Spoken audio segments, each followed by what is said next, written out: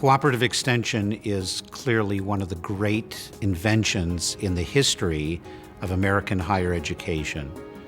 The Morrill Land Grant Act in 1862 and the Smith-Lever Act that created the Cooperative Extension Service really have laid the foundation for public universities like Penn State to reach out to the people of their states and beyond and transfer knowledge, transfer educational services, transfer improvements in the quality of life to the people of those states.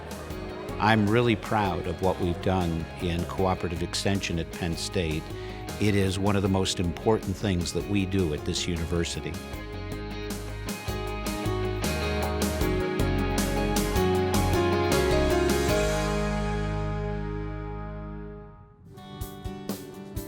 We have a few goals. One is increasing entrepreneurial capacity of our producers. A specialized area of that is local food marketing. And so we want to strengthen local food systems, work with players who are already doing a lot of that. This is such a magnificent setting for a farmer's market. We thought that the city workers and all the office workers around here would really appreciate having a weekly source of fresh food from local farms. Our hope with extension involvement is to grow this movement in local farming to something that's much bigger than it is now. The goal of the farm is to prove that you can have a successful urban farm on a small area in Philadelphia. One of the major roles that Cooperative Extension has played here is to partner with us on the internship that we've offered through Weaver's Way Farm and the Philadelphia Outreach Center. So we've brought Candace, who's a student at Penn State. She's interning with the Cooperative Extension Service here at Weaver's Way Farm. So far, honestly, it's been phenomenal. When I started working here at the actual farm, I knew nothing about the actual vegetables that was growing here. After I spent a couple of weeks here, I started learning more about it. I learned how it grew, what it tastes like. I actually made it a goal of mine to try everything on the farm here at least once before I leave. It's so good. But never did have really good. I feel so amazing about what I've done in the day because I know when it's all said and done, I positively affected somebody's life. Everything here is grown organic. I think Cooperative Extension plays a vital role in connecting the farms to the markets and just supporting the farmer, whether it be an urban area or a rural area. And I think Philadelphia is in a leadership position to show what can be done, both in the growing food in the city and the outdoor markets that we have and the wholesale venues that we've started to build. We have a lot of activity in Pittsburgh and Philadelphia with respect to urban farming and marketing those products locally. So we're incredibly positioned, and I'm really excited about the future as we think about entrepreneurial opportunities for our producers here in the state of Pennsylvania. Pittsburgh is known as a steel city. In the late 70s and very early 80s, the collapse of the steel industry caused us to lose somewhere in the neighborhood of 120,000 people or jobs. One of the problems that we've had is that this population issue has caused the demographics to change. There was a study done about 2 years ago, and they've identified in excess of 14,500 vacant lots just in the city of Pittsburgh.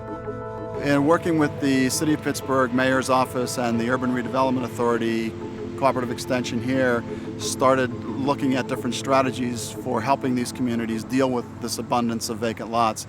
One of the communities we've been working with is an area called Larimer. We went in, worked with the community, identified some plantings, cleaned the lots out, planted the grass and the different planting materials, and they are being cared for by the community. We began right in this very spot with the Office of the Mayor, Operation Weed and Seed Project, with Penn State.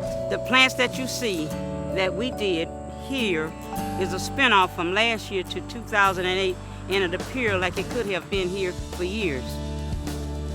So it will make a difference because the education will be there, the training will be there, that we will be able to continue in every community that is much in need of it. We feel that we can provide the community with a significant amount of resources that allows them to address challenges they have. So in terms of public good, and we feel that we have a significant impact here.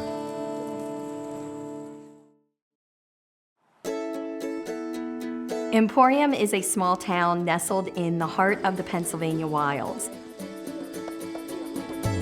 The town of Emporium is around 3,400 people.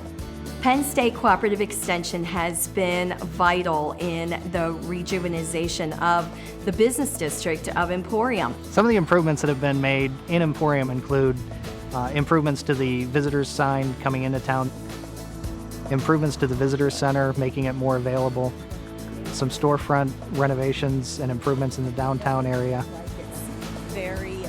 And one of the new businesses that was created was an artisan co-op in the community that's run by the Chamber of Commerce. This Artisans Gallery now exists where a building sat empty for an entire year. The PA Wilds and Penn State Cooperative Extension was instrumental in getting this building reusable.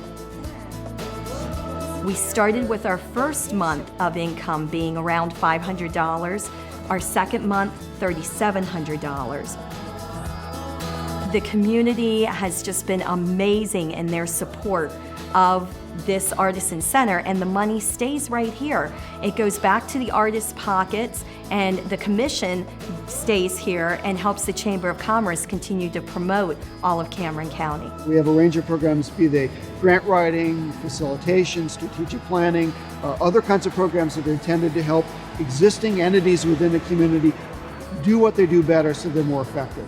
By passing along vital information to them in a very informal, easy to understand way, Cooperative Extension helps improve the life of residents throughout the state.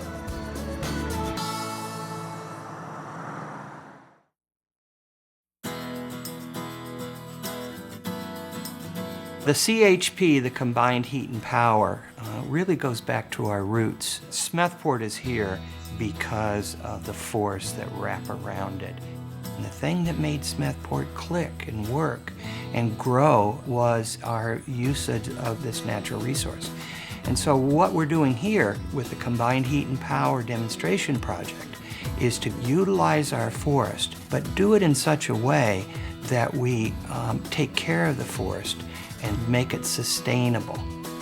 What we're really trying to do is to develop a win-win situations in terms of renewable and alternative energies where we address environmental issues and at the same time develop energy resources that can contribute to lower energy costs and more economic opportunities for the local communities. We had a real opportunity in the community of Smethport to be able to utilize our woody biomass resource that is surrounding the community to actually provide all the heat, hot water, and electric power within the community of Smethport.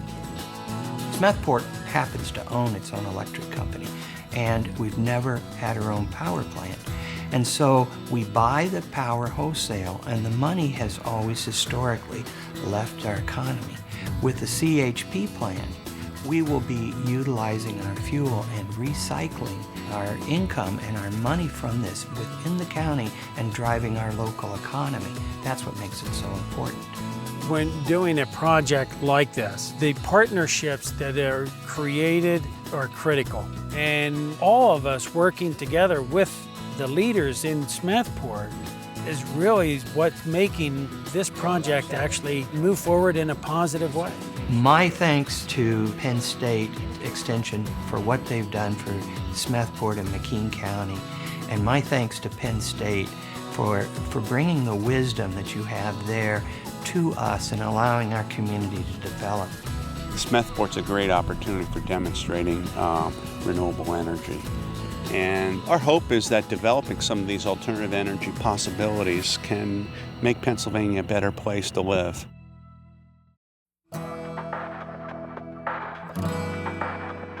In Pennsylvania, I think we've been aware for a long time that changes in the Chesapeake Bay, in the estuary itself with aquatic life are indicators of what's coming out of Pennsylvania and the other states.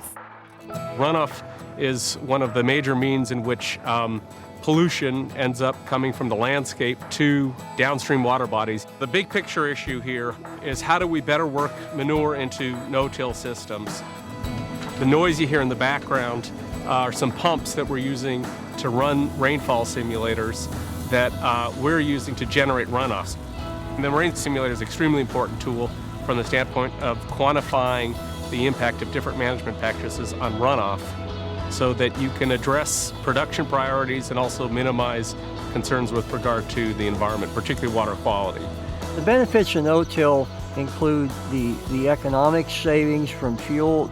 They improve our soil quality, which then results in better moisture utilization, and with less runoff, we have less pollutants getting into the Chesapeake Bay and the Susquehanna River.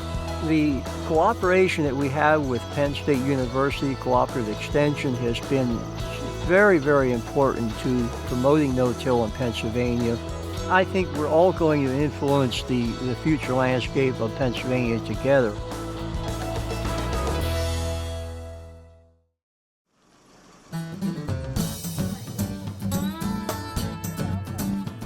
The safety of the food supply is imperative for the well-being of people, throughout the state and throughout the country. Well, the ServeSafe course is a 16-hour course, and it's designed for food handlers, and when they pass their test, then they're eligible for the Pennsylvania Department of Agriculture Food Safety Certificate. And so that allows them to put that certificate in their restaurant or in their place of business, and you know that the individuals that are serving the food in the restaurant are providing it in a safe manner. You guys gonna have more coffee?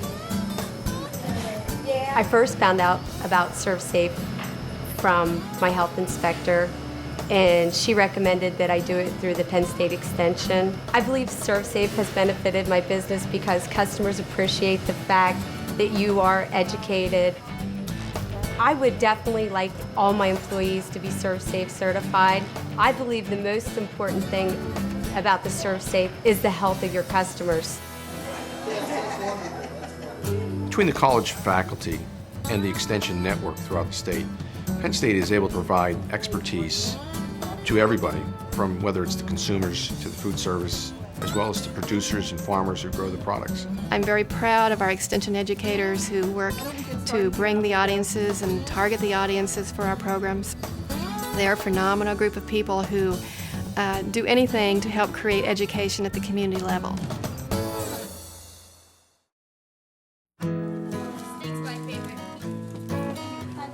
The overall goal of Prosper is to help strengthen families, to help reduce substance use among youth, and to give youth some positive skills and reduce other problem behaviors among youth in those communities. Prosper actually has two separate components. It has a program for the youth. The youth go and they're learning about life skills, how to communicate, how to make decisions. At the same time, the parents are meeting and they're talking about parenting skills, family communication, and then at the end of the evening they come together and the families and the kids work together on some of these skills. And what we're seeing is really kind of exciting, especially for the whole family unit. When Karen and I went through the Prosper program, we still treated her like the baby.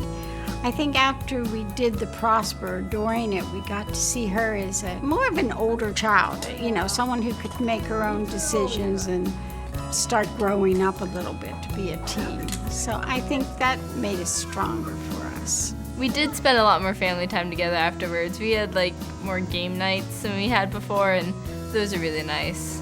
I like those. So we did communicate a little more.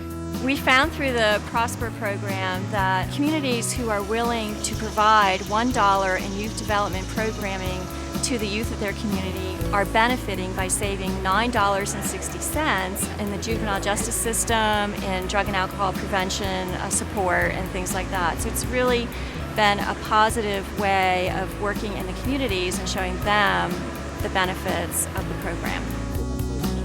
I'm really grateful they do it. I think Cooperative Extension, is present here in Perry County, and they do a lot of things, and it's always so fun. It's family-oriented, and that really, I think, brought us together and made us stronger.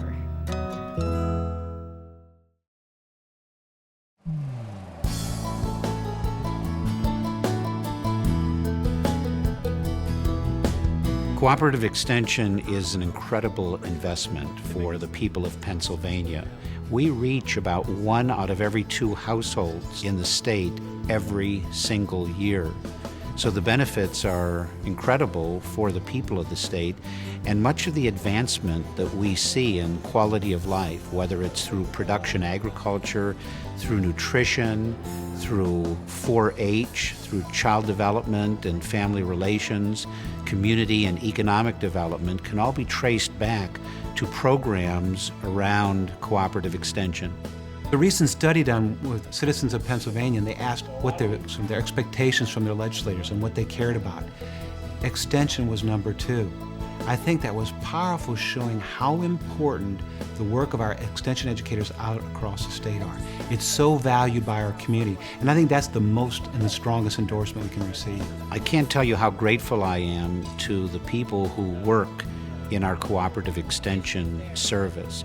They know everybody in every community. The spirit in cooperative extension is always so positive, and I just get incredible accolades as I go around the state for what we do for the people of Pennsylvania. So I really appreciate the work everyone does.